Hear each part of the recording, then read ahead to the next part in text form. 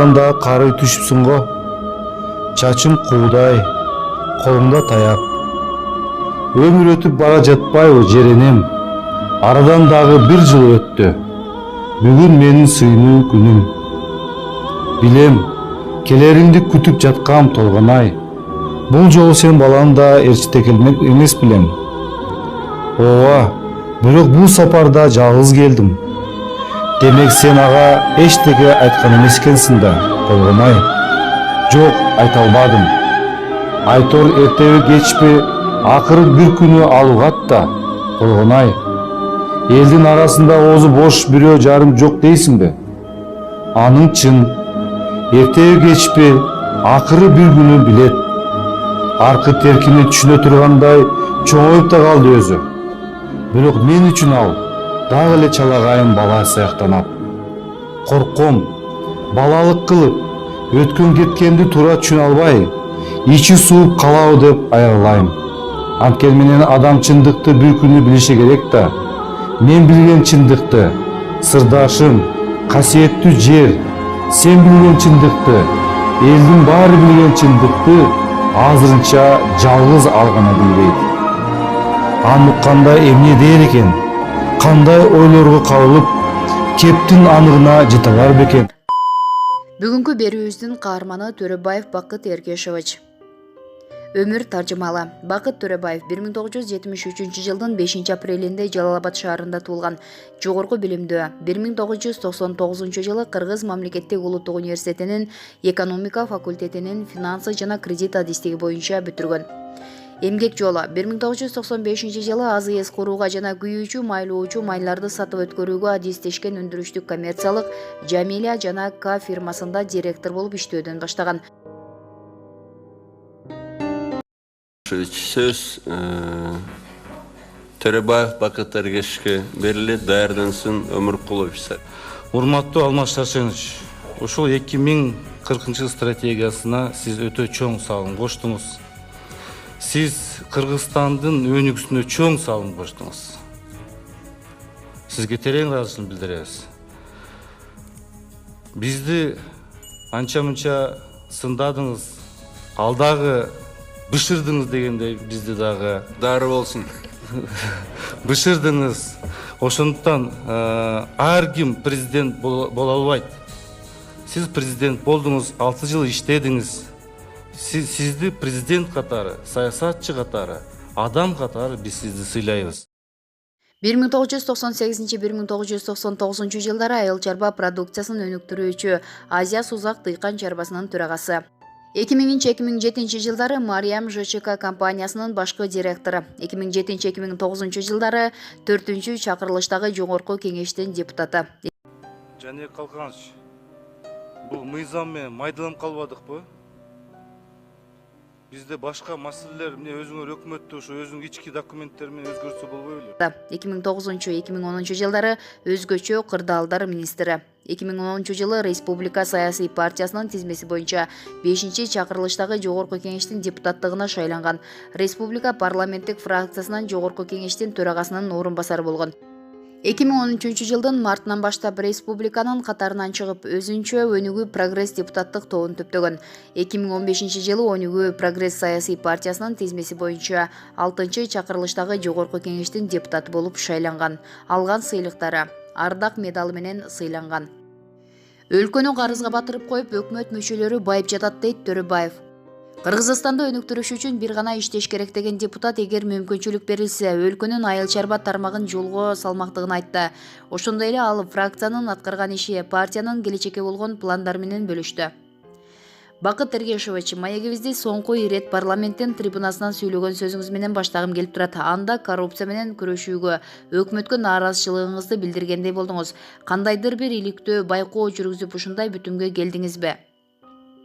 Мен өкмөткө коңгуроо кактым десем болот. Элдин баары эле депутаттарды жамандап, сындап келишет. Бирок иштин баарын жасап жаткан өкмөт, пара алып жаткан өкмөт, элдин акчасын туура эмес короткон дагы өкмөт. Карапайым журттун депутаттарга нааразы болгонун да түшүнсө болот. Анткени президент менен парламент эл тарабынан шайланып келет. Эл өкүлдөрү жерлерди кыдырып, калктын көйгөйүн угуп, аны аткарганга аракет жасайт. Биз өкмөткө кредит, гранттар келгенде ратификациялап берип жатабыз. 3 окуудан өткөрүп өкмөт иштесин деп мүмкүнчүлүк берип жатсак, алар жакшы иштебей, элди нааразы кылып жатышат. Мамлекетти карызга батырып коюп, байып жатканда өкмөт болууда, билим берүү тармагында, саламаттыкты сактоодо, социалдык аялуу катмарды камсыздоодо көйгөйлөр, жол көйгөйү, суу көйгөйү, айтор элдин көйгөйү көп. Президент февралдан баштап тууганыма карабай коррупция менен күрөшөм деп айтып жатат. Ушуну көрүп туруп деле токтотушса болот да. Өздөрүнө каалагандай айлык коюп алышкан. Баткендеги прокурордун өлүмүн ала турган болсок, мамлекеттик кызматтагы аткаминерлердин тарбиясы, жоопкерчилиги кайда кеткен деген суроо жаралат. Сиз сүрөттөгөн өкмөттү ким түзүп берди? Туура, биздин дагы күнөөбүз бар. Өкмөт келгенде бекитип берип, колдоп жатабыз. Бирок алдан ала ушул өкмөт курамы жакшы иштеп берет деп эч кимибиз айта албайт экенбиз да. Демек, сиз учурдагы өкмөт ишин аткара албай жатат деп ойлойсузбу? Жок, айрым министрлердин мактоого татырлык иши бар. Мисалы, Ички иштер министрлигин айтсак болот. Бул тармакта алакандай кагаз үчүн чуркаткан учур артта калды. Министрлик түндүк системасына өтүп, бардыгын электрондоштуруптур. Эми эл мекемеге келип кетип, кезек күтпөй эле интернет аркылуу керектүү маалым каттарын ала алышат экен. Жалпысынан бул системага 57 мекеме өтүш керек болсо, учурда 12си аракет жасап жатат. Бирок ишти артка тарткан өкмөт мүчөлөрү да бар. Министрлер учурда ички мүмкүнчүлүктөрдү колдонуп, андан ары өөрчүтүп иштебей, элдин сырттан келген гранттын эсебинен жашап калышты. Билим берүү, жол транспорт, саламаттык сактоо, каражат айтур кайсы министрликти албайлы, баары эле донорлорду карап отурушат. Алар бөлгөн тыйынды жеңичинен мүмкүн болушунча көбүрөөк жеп калууга аракеттенишет. Ушинтип эле коррупция гүлдөп жатат. Коррупциялык аракеттер менен бир топ аткаминер темир тор артына кетти. Алардын акыркысы болуп, азырынча транспорт жана жолдор министринин орун басары кармалды. Көп өтпөй президент министрдин өзүн да орун басары пара алып кармалып жаткан учурда кызматта отурууга моралдык жактан укугу жок экенин айтты. Сиздин жеке пикириңизде бул иште министрдин орун басары гана жооптубу, же министрдин да катыштыгы болушу мүмкүнбү? Тергөө амалдары кандай жүрүп жатканын билбейбиз да. Учурда ал министрдин орун басары эмне деп көрсөтмө берип жатканынан кабарым жок. Так кесе өз пикиримди айткыдай, мен сот же тергөөчү эмесмин. Бирок ошентсе да жеке оюмду бул аткаминер $520 000 параны жалгыз өзү эле алган эмес. Буга башка да адамдардын тиешеси бар. Министрлердин орун басарлары, департамент жетекчилери, бөлүм башчылары жасап жаткан ар бир иш министрдин көзөмөлүнөн өтөт. Эгер кол алдындагы кызматкерлеринин эмне кылып жатканын министр билбесе, анда ал ээлеп турган кызматына татыктуу эмес. Министр дайындалып келип, ишин баштаганда эле орун басарларынан тарта башка кызматкерлерине чейин чогултуп алып, кандайдыр бир мыйзамсыз иш аракеттердин болуусуна катуу тыюу салып, билип калса өзү прокуратурага өткөрүп берерин айтып эскертиши керек. Коррупция менен күрөшүүдө керек болсо өлкө башчысы өз тууганымды да аябайм деп жаткан учурда министр кантип орун басарынын чоң суммада пара алып жатканынын кабары жок отура берет. Андыктан менин жеке пикиримде $520 000 пара алууда орун басар жалгыз эмес. Буга тиешеси бар башка адамдар бар. Албетте бул окуяда тергөө амалдарына коомчулук көз салып турат. Тиешелүү органдар баарын аныктайт деп ойлойм. Бакыт Тергешович, 2020 жылда боло турчу парламенттик шайлоого кандай пландарыңыз бар? Келе жаткан шайлоого биз барабыз. Бул шайлоо бардык партиялар үчүн оңой болбойт. Анткени босогодо упай 9%га көтөрүлдү. Муну аткарыш оор. Ошондой эле бийликтин партиясы, экс-президенттин партиясы чыгат. Айгышкан тиреш болот деп ойлойм. Бийликтин партиясы дегениңизди кандай түшүнсөк болот? Азырынча так бир нерсе айтыш кыйын. Атамбаевсыз деген кыймыл чыгып жатат. Алар өзүнчө партия болуп шайлоого катышабы, же КСДП экиге бөлүнүп кетеби билбейм. Эч нерседе божомолдой албайм. Ал эми биздин партия сүйлөшүүлөр болот, варианттарды карап көрөбүз деген позицияда турабыз. Негизинен шайлоого барарыбыз так. Сизди учурдагы бийликке жагынуу максатында Атамбаев кеткен соң анын дарегине сын айтууда. Убагында экс-президентке да ушундай эле жумшак мамиле кылчу деген сөздөргө пикириңиз кандай?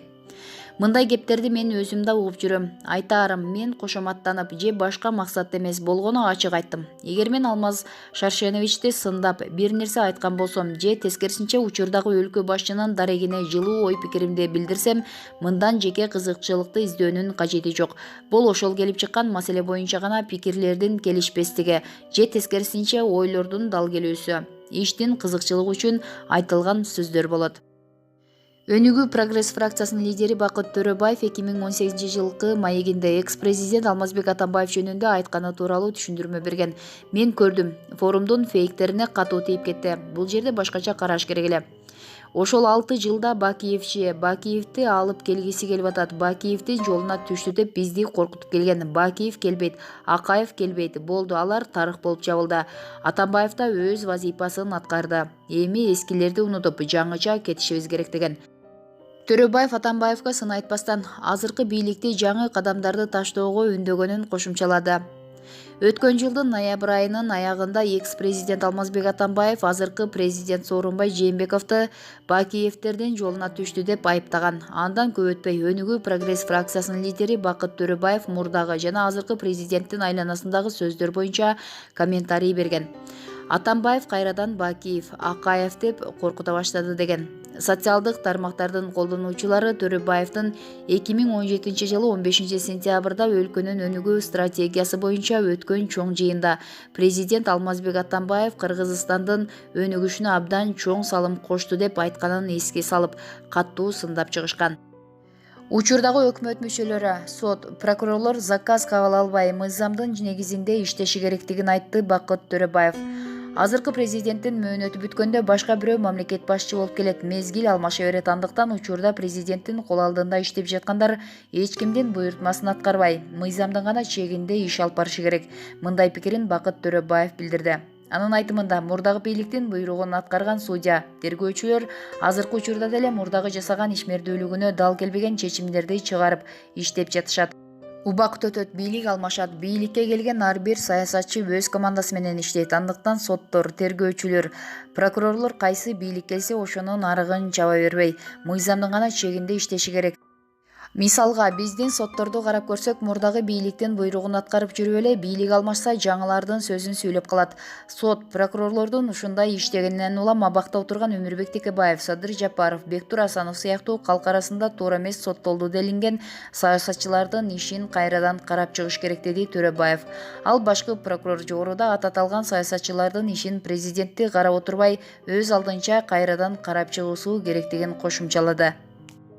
Жогорудагы берүүбүз Азаттык KG, Гезиттер KG, Спутник KG, Аргумент KG сайтынан алынган маалыматтардын негизинде даярдалды. Көңүл буруп көргөнүңүздөр үчүн чоң рахмат.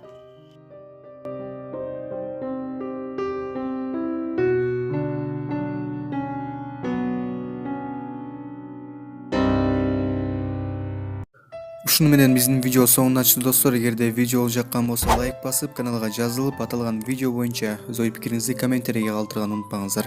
Жана ошондой эле кийинки видео ким жөнүндө болсун, ал жөнүндө дагы жаза кетиңиздер.